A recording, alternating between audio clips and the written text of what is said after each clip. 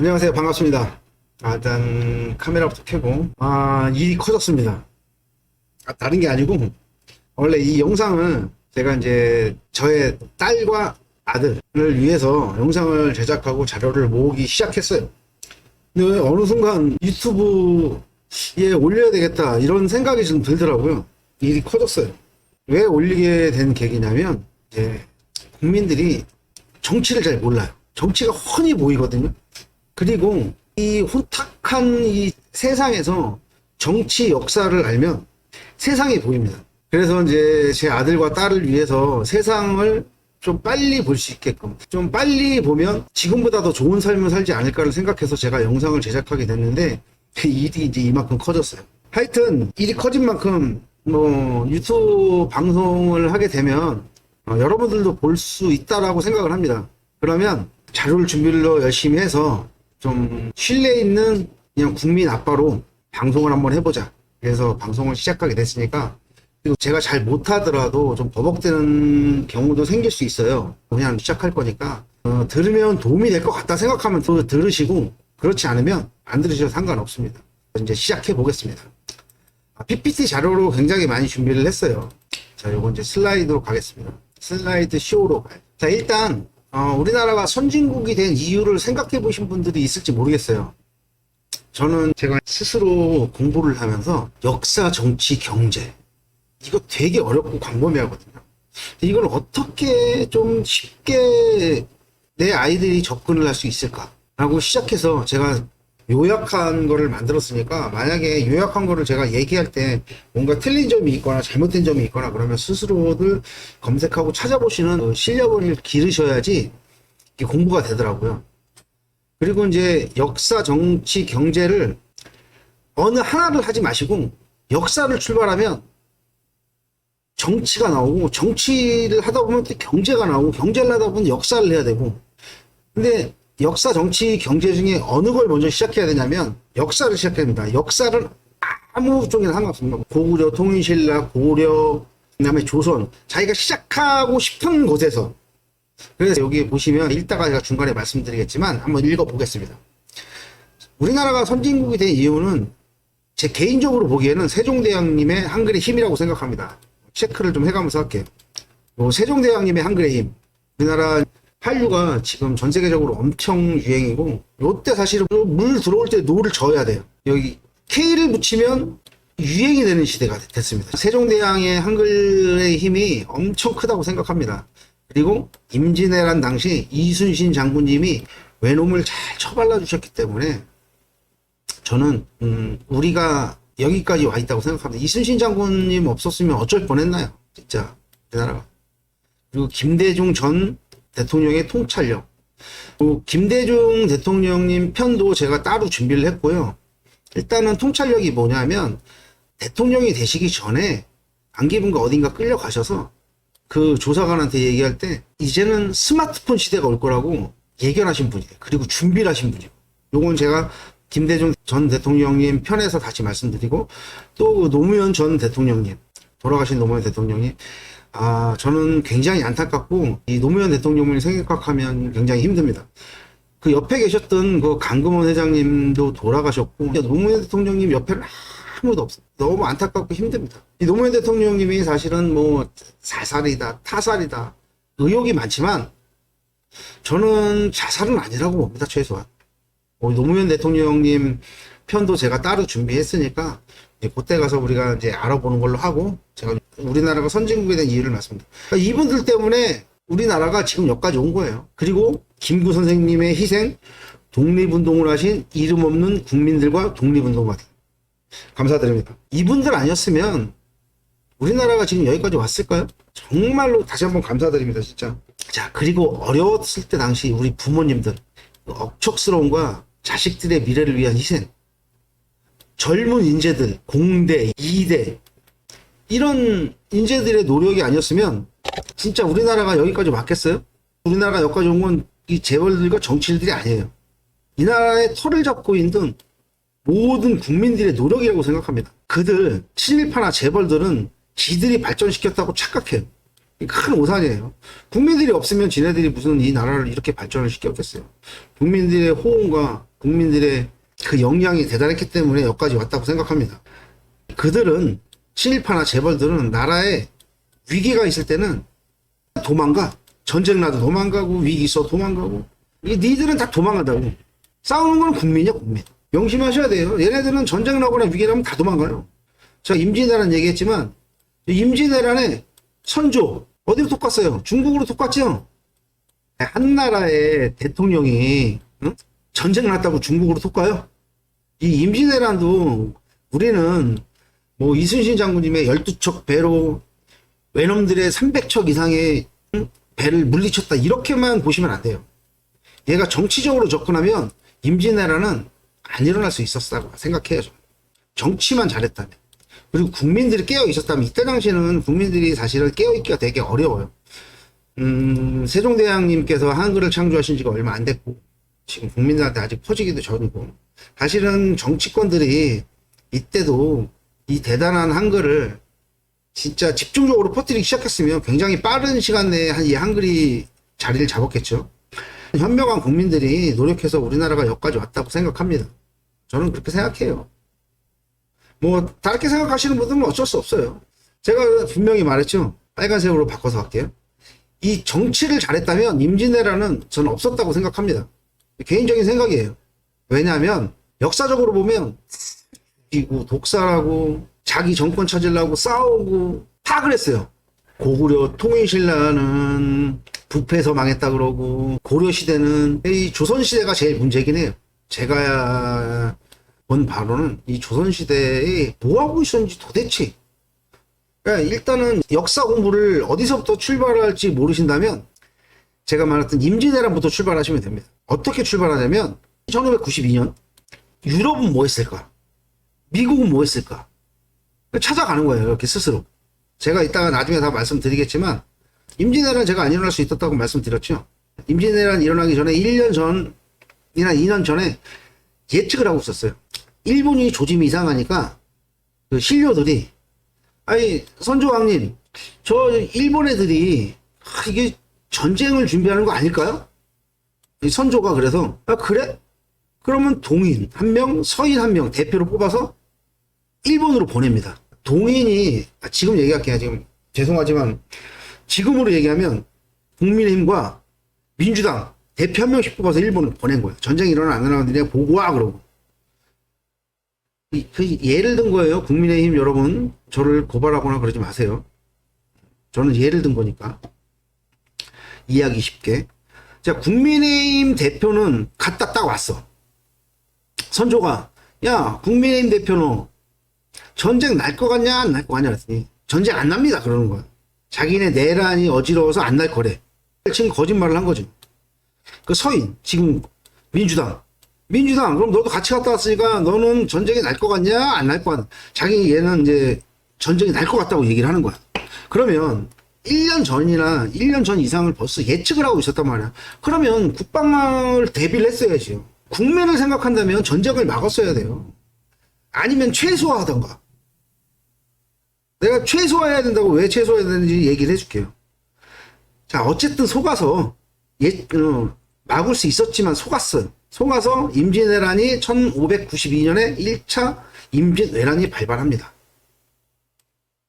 자, 발발하자마자 선조는 어떻게 돼? 중국으로 톡 가는 거야.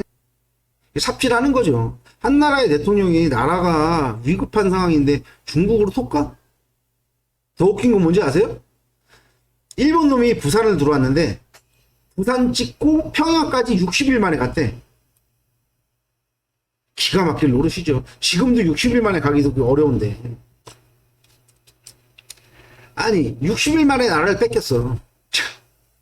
선조는 중국으로 톡 가고. 아 이런 왕들이 큰 문제예요. 지금 정권 윤석열하고 똑같은 거예요. 윤석열? 전쟁은 윤석열과 윤석열의 그 작당들? 전쟁 나면 어떨 것 같으세요? 도망가요. 딴 나라로 미국으로 도망가요. 이 새끼들 미국 망명한다 그래요 다. 자 이건 그렇다 치고 이런 거는 내용은 뭐 싸우고 뭐하고 이런 건 다 내용 그렇다 치고 60일 만에 나라를 뺏겼어요. 임진왜란이 몇 년 동안 있는지 아세요? 1598년 12월에 끝났는데 7년 전쟁이에요. 60일 만에 뺏기고 7년 동안 국민들이 의병이 일어나서 계속 게릴라전을 한 거예요. 결론은 7년 동안 누가 힘들었겠어요? 선조가 힘들었겠어요? 국민이 힘들었겠어요? 국민만 그냥 박 터진 거예요. 이게 이순신 장군님과 국민들 아니었으면 나라 벌써 날아갔어요. 그러니까 결론은 국민들이 이 나라를 살린 거예요. 지네들이 살린 게 아니라 선조가 살린 게 아니에요.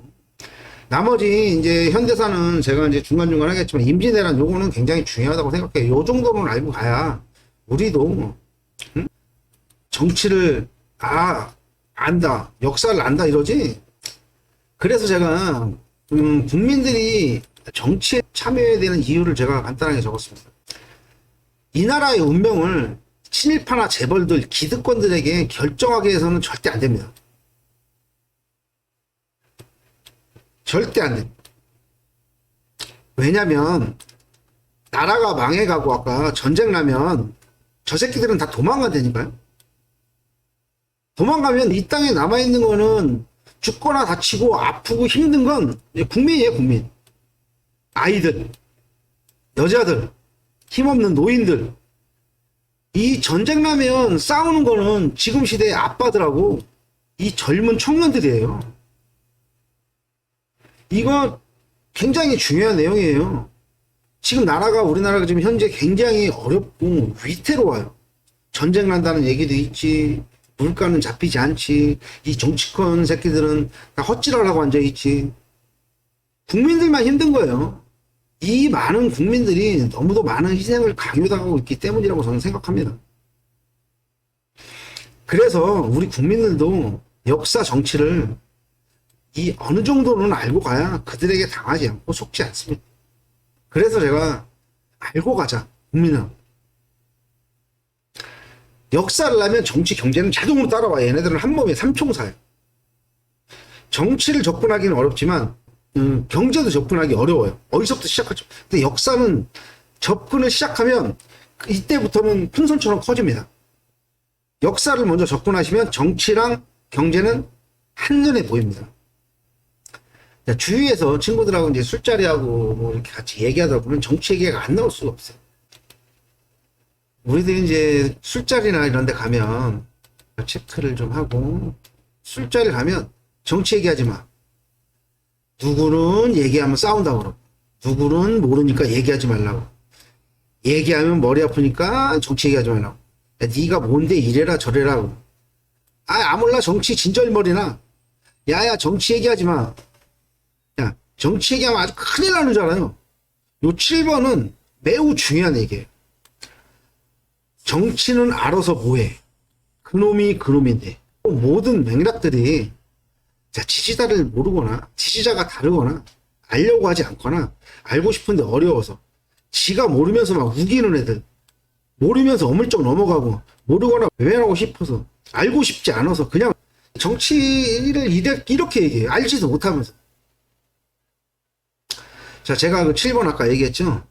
자, 이놈도 저놈도 다 똑같아. 믿을 놈 없고 다 도둑놈이야. 난 투표도 정치도 관심 없어. 뽑을 인간 없어 라고 말한 당신은 국민의 권리를 포기하는 거예요. 포기하는 것이고, 포기한 사람은 친일파들이나 기득 세력들 시키는 대로 개돼지로 살겠습니다 라고 스스로 말하는 거예요. 투표나 정치 참여하고 싶지 않으면 이렇게 말하고 회피한다면 그냥 개돼지로 살으세요. 개돼지로 살면 돼요. 저는 그렇게 살고 싶지 않아서 제가 말씀을 드리는 거니까. 우리 아이들도 개돼지로 살게 만들고 싶지 않아서. 우리가 뽑아놓고 방치한다면 그들은 웃으면서 막 헤쳐먹을 거예요. 국민 모두가 정치를 외면한다면 그들 나쁜 놈 중에 제일로 나쁜 놈이 다 헤쳐먹어. 명심하세요. 명심하시라고. 우리가 정치를 어떻게 하냐 말을 하죠. 우리는 정치하는 게 다른 거 없어요. 국민들은 두 눈 뜨고 지켜보는 거예요. 내가 뽑은 당선자가 일을 잘하나 못하나를 지켜봐야 되는 거지, 그냥 뽑아놓고 방치하면 그들이 그냥 웃으면서 다 헤쳐먹는 거예요. 그래서 두 눈 뜨고 잘하나 못하나 지켜보는 거예요. 촛불 들고 광화문 뭐하러 가요? 그냥 꽹가리 들고 시청이나 구청 가서 야 이 새끼야 내가 뽑았는데 너 왜 일 못해? 하고 소리쳐. 그게 더 나은 거예요. 아니 촛불 시위 지금 변질됐잖아요. 안 보이시나? 지금 많이 변질되어 있습니다. 거기 나가시는 분들 그리고 후원금 내시는 분 절대 내지 마세요. 그리고 우리 정치를 바라볼 때 이 정치란 개념을 좀 알고 바라보자. 정치란 개념도 모르고 정치 얘기하는 사람들은 제가 볼 때는 안타깝습니다. 자, 정치란 국가를 다스린다. 자, 국가를 어떻게 다스릴 거냐? 국가를 불강하게, 국민을 행복하게. 정치는 이렇게 해야 올바른 정치가 되지 않을까 싶습니다. 자, 그리고 오늘은 임진왜란 얘기를 잠깐 했지만 이순신 장군님의 저는 생신을 좀 기억했으면 좋겠어요. 이순신 장군님 없었으면 어떻게 될 뻔했어요. 자, 이순신 장군님 출생은 자, 서울시 을지로예요. 을지로 출신이에요. 을지로인데 전라도 가서 싸우신 거예요. 대단한 거죠. 자, 4월 28일 요 날짜는 기억합시다. 우리가 기억합시다. 4월 28일은 개인적으로라도 사실은 진짜 감사 인사라도 한번 전하고 싶어요. 4월 28일 날은 이순신 장군님의 생신이고, 그래서 모두 국민들이 기억을 해서 그냥 감사하는 마음을 전했으면 좋겠어요. 제 개인적으로 생각으로는 뭐 외놈의 총탄에 가슴에 맞아서 사망을 하셨다고 말을 하지만, 저는 그리고 또 이제 은둔설과 자살설이 있어요. 근데 저는 뭐 다 모르겠고, 사망하지 않으시고 멀리 은둔하셔서 남은 여생을 행복하고 웃으면서 살다가 다 가시지 않았을까 라는 쪽에 무게를 좀 두고, 그래서 전 생신을 기억하자고 말씀을 드리고 싶어요. 4월 28일 꼭 기억하고, 그날은 우리가 이순신 장군님 감사합니다 라는 메시지라도 전해서 그렇게 생일을 우리 국민들끼리 자축했으면 좋겠습니다. 제가 이제 이 역사를 하다 보니까 역사를 알면 정치랑 경제가 자동으로 하니, 이 사람들은 자동이야, 자동. 세트야. 그리고 정치 얘기할 때 이 정치란 정의를 좀 알고 얘기했으면 좋겠습니다. 이 정도는 알고 우리가 정치 얘기를 해야 돼요. 자, 다시 한번 말씀드리지만 국가를 다스린다. 어떻게? 국가를 최강으로, 국민을 행복하게. 오늘은 여기까지 하고 다음에는 근현대사로 들어가서 우리나라가 조금만 정치를 잘했으면, 진짜 전 정치적으로 들여다보는 거지 다른 쪽으로 들여다보지 않습니다. 궁금하신 분들은 스스로 찾아보시고 근현대사로 찾아뵙겠습니다. 지금 요거는 제가 이제 여기까지만 말씀드리고 2부에서 만나 뵙겠습니다. 감사합니다.